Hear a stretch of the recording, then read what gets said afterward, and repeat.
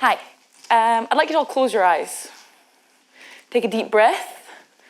And I'd like you to picture a man, any man you like, from top to toe. And I'd like you to make that man a very masculine man. And I would like you to turn that man into a rugby player. And keep that image in your head and remember that transformation. And next to that man, I'd like you to picture a woman. Again, any woman you like. And I'd like you to make that woman a very feminine woman. And now I'd like you to turn that woman into a rugby player. Now raise your hand if the image of the woman had to transform a lot more than the image of the man. You can open your eyes. So as you can see, what we think of as masculine in rugby player fits. What we think of as feminine in rugby player appears to have to go through a great deal more of a transformation. And I want to question why that is. Why do I, a female feminine rugby player, encounter this apparent identity issue? Let me give you a small example. I went to the orthodontist here last year to get a new gum shield fitted. Now, if any of you have had a gum shield fitted before, it is not a pleasant experience. You have this sort of pink, thick, sticky glue pushed to the roof of your mouth, and you basically just have to avoid gagging for about 3 minutes. Well, while I had this in, the orthodontist said to me, "So, is this for hockey then?" And I replied, "No, it's for rugby." And he said, "Oh no, that's not a sport for you. You're far too pretty to play rugby." Now, although this may have appeared as a compliment to call me pretty, it wasn't. It was disrespectful and disempowering. The fact that I was firstly too anything to play a sport I love is problematic, but also the fact that my prettiness, and therefore femininity, in the opinion of a middle-aged balding dentist, meant that he felt obliged to tell me I shouldn't do something, goes to the root of the problem. So when I asked him why I shouldn't play, he said it was a rough sport that should be left to the boys. And therein lies the issue. Rough, aggressive, masculine fits, but femininity and all the connotations we associate with that doesn't. I've played rugby at school, university, in New Zealand, and for Scotland, and at every level the same issues seem to appear. And rugby is a great focus point. When you look across other sports, this paradox arises again and again with different factors. Femininity versus strength, femininity versus athlete, femininity versus sporting success. How many times have you watched the Olympics, seen a weightlifter or a shot putter and thought, "Oh my God, I thought that was a man"? Or how many times has Serena Williams been labelled a top female tennis player, instead of just one of the best tennis players in history? And how many female football players can you name that have been in teams that have won the World Cup? I can't name any. But I can name male football players that have, and I don't even watch it. And you could say that, we've come a long way, and we certainly have. In my grandmother's generation, people didn't really play much sport. Definitely not rugby. I mean, the first ever Rugby Women's World Cup was only in 1991. But when World War II came along and people stopped, men went away and women picked up sports a lot more. And then when the men returned, a lot of them continued. And this meant for my mum's generation, things were a lot better. At her all-girls school, she had the opportunity to play netball, hockey, cricket, judo even. Still no rugby, but definitely an improvement on the opportunities available. So there was one event that occurred in my mum's lifetime that she said was really important, and that was the match Battle of the Sexes. And if any of you haven't seen the recent movie, I would really recommend it. And it was between Billie Jean King, the reigning US women's #1 tennis player, and Bobby Riggs, an ex-male tennis champion. And the purpose of the tournament for Bobby Riggs was to show that women shouldn't play tennis or sport. They weren't good at it, and they belonged in the kitchen. And he played up to his role, wearing t-shirts that literally said "chauvinist pig." And on the day of the tournament, he wore this lovely outfit. But the purpose of Billie Jean King was a lot more. She was fighting for representation, and she actually won the game. What she was fighting for was the fact that she wanted equal respect, equal pay, and equal representation. And she's spoken a lot about the match in her lifetime and how it's impacted her life. But she's also spoken about how it impacted other people's lives she didn't expect. In a recent interview, she explained that so often men in their 50s and 60s come up to her and say, "Thank you so much for playing that game when I was a young boy, because I've grown up differently, and now I have a daughter, and I've brought them up differently because of it." And one of those men was, in fact, Barack Obama, a president with a clear agenda of equality. And as we look back, you could say that we have come a long way. Representation has improved. Women play sport now. It's accepted that women like to go to the gym, stay fit and healthy. Women get sweaty, and that's okay. But what about the representation and equal pay part? What about the all too common sight of women's sports teams playing to stadiums that look like this? And I remember my under-20s experience. I was very excited. We were all flown out to Belgium together, matching kit, matching bags, team coaches, team doctors, even a team bodyguard. And as we ran out of that tunnel, I thought, you know what? I am representing my country here. I'm so excited. And when I turned around to sing the national anthem and look up into the stadium, there was no more than 40 people there. And I thought, wow, people just don't care. And it's not just rugby. In America, American football is the sport. They absolutely love it. The Super Bowl, the cheapest tickets are $4,000, and the most expensive, well, you could buy yourself a nice Ferrari. And you would think that surely in America, when stadiums are always packed, that they would love any type of American football. But women's American football is not popular. They hardly ever play in stadiums, and hardly any people watch. And in fact, none of the women are professional. But while researching this, I discovered there was a version of women's American football that was particularly popular. The Lingerie Football League, now known as the Legends Football League, in order to appear less sexist. Now, they regularly get over 1,500 people at their weekly matches. And I'm not saying they're not incredible athletes. They certainly will be. But if you want to see the true reason that most people watch them and the true reason they're so popular, feel free to scroll through the YouTube video comments, because I can assure you the quality of football is not the focus. And what about equal pay? Well, if I was a man right now, I could be a professional rugby player. There'd be teams in Scotland that I could play for, and I could get paid to do what I love. And I would know if I moved up to that 35-strong squad that I wouldn't have to worry about my career as a separate issue. And you may say that, we have now professional women in the Scotland team, it's all really good. There's only 3 of them, and they earn £8,000 per year. That's not a career path that I want to follow.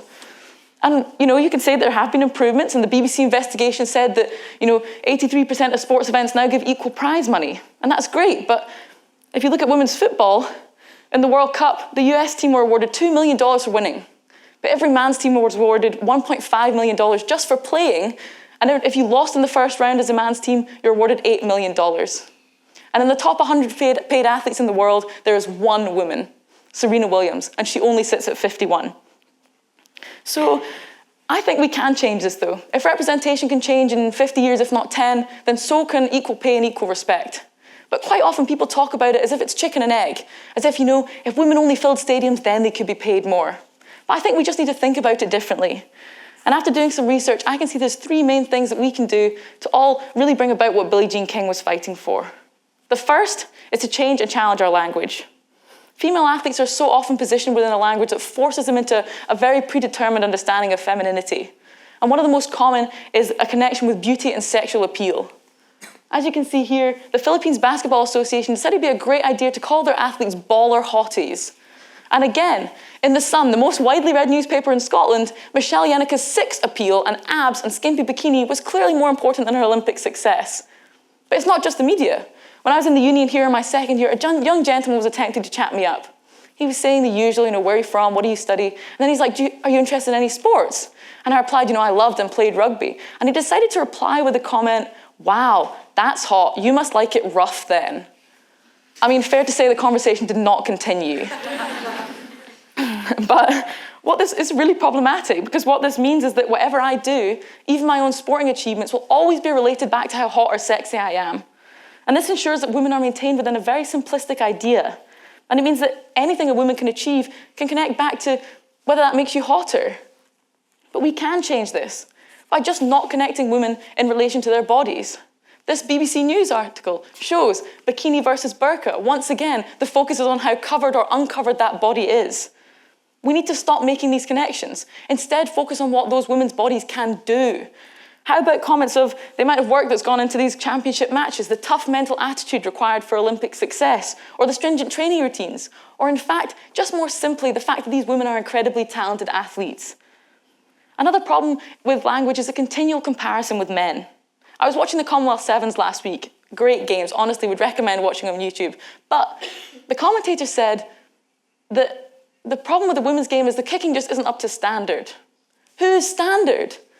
And again, women's sport is so regularly discussed as being boring or not as exciting. This New Zealand Herald article says, the problem with women's sport is that it's boring to the masses. But biologically, sport is sport, but biologically strength is different. But just because someone isn't as strong or as fast doesn't mean they aren't as good. Otherwise, we'd only watch the sprinting at the Olympics or the weightlifting. Sport is able to evidence so much more than this very simplistic idea of athleticism. But this also means that in language, women are often, and their achievements are often positioned below that of men. Even here, Phelps not getting quite what he achieved is more important to discuss than a woman breaking the world record. A continual comparison with men is really problematic because it means that women will never be regarded equally. So next time you all think, or you hear the comments that women's sport just isn't that good, question yourself, isn't as good as what? Who sets that standard? And is the fact that men set that standard fair? The second thing that we can all do is to increase our own self-confidence. There's been a lot of discussions recently and a lot of campaigns about women's self-confidence in sport because it is particularly lacking. Like the Run Like a Girl campaign by Always and the This Girl Can movement in the UK. And it's important because by the age of 14, girls are dropping out of sport at 2 times the rate of boys. And I remember my high school days and the huge lack of participation. And I was weird that I liked my physical education classes. Most of my friends just stood at the side and didn't join in. And when I asked them why they didn't do it, they said there was no point because they weren't good at it, so it was no fun. And there was one sport that I just wouldn't do, and that was swimming. I love and loved swimming, but I hated the way I looked in a swimming costume. But just because I felt I looked fat, I didn't want to join in. I didn't want the skinny girls in the class to see, and I especially didn't want the boys to see. And when I got to university, there was still a huge lack of self-confidence in myself and among my wonderful teammates. I still struggle when I try on a new outfit or miss that key tackle in a game. I think, I'm just not good enough. And my teammates as well, they regularly compare themselves to other players, thinking they aren't up to standard. But again, good enough? Who sets that standard? So often we forget that even stepping out onto the rugby pitch in the first place is an achievement, or doing any sport, or even any activity that pushes you out of your comfort zone. And it's difficult to change that idea, to challenge that voice in your head that continually says, you'll be laughed at if you go to the gym, or you'll be rubbish at a new sport. But we have to encourage each other, men and women alike, to believe that we can do whatever we set our mind to. We have to remember that we set our own standards and we can surpass our own expectations. Because if we do that, we'll be able to tackle gender equality, not just from the outside in, but from the inside out as well. The third important thing that we can all do is to challenge our understanding of masculinity. Now, gender equality is not the responsibility of one gender in particular. Equality can lead to a much broader array of sports being recognised within that legitimised bracket.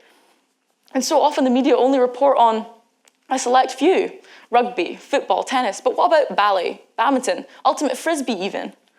The idea of femininity is important to question, but our understanding of masculinity is also important to investigate if equality is to be truly reached. Boys are taught from a young age to grow up to be big and strong and to assert their dominance in order to gain respect. And comments like, real men don't cry, you need to man up and don't be a girl, construct the idea of masculinity in opposition to the weakness of women. But this means that men that aren't good enough or are not included within a team sport are often seen as inadequate, girly, and just weak. And this can turn men away from sport and exercise forever. But on top of this, we have to remember that some sports are also not recognised as legitimate because they appear more feminine. In the Olympic commentary for figure skating, there is rarely ever a mention of the fact of strength, speed, and agility. Instead, they talk about poise on the ice. But these athletes are clearly very strong and clearly aggressive on the ice too. But yet, when it comes to football or rugby, these qualities are mentioned all the time. And a boy at my school did archery. He was a couple years below me, and he was amazing at it, like incredible. And he was competing all over Scotland.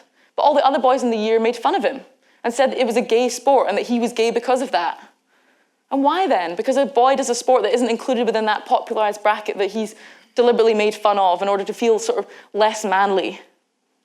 And my brother's experience of rugby was quite different to mine. He didn't get that supportive network and inclusive environment that meant I could flourish. Instead, he was faced with an inherent lad culture where derogatory comments about the LGBT plus community and women were regularly made. And also the boys were always trying to show that they were man enough by either getting naked in front of each other and showing they weren't ashamed, or all joining in something deliberately stupid. And of course, if you didn't participate, you were labelled a gay or a girl. My brother is gay, and he's now joined a gay and inclusive rugby team in Manchester.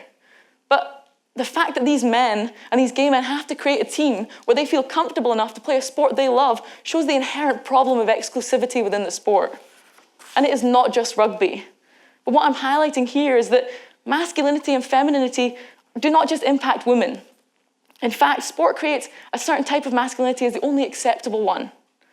But just like femininity, masculinity comes on a huge spectrum, and we have to understand that if we want to reach equality.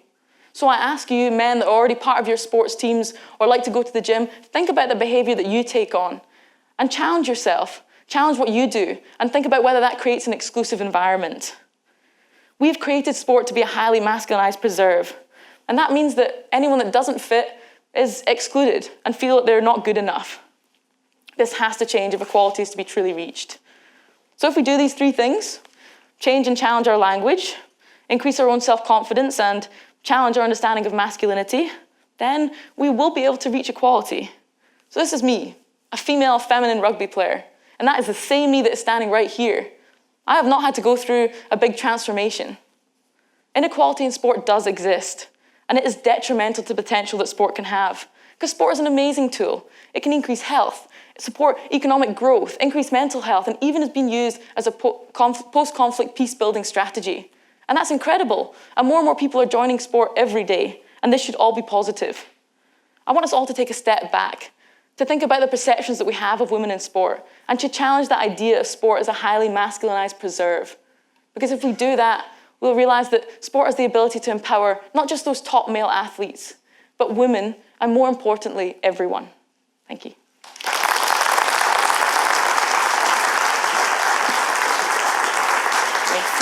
Thank you very much, Fiona.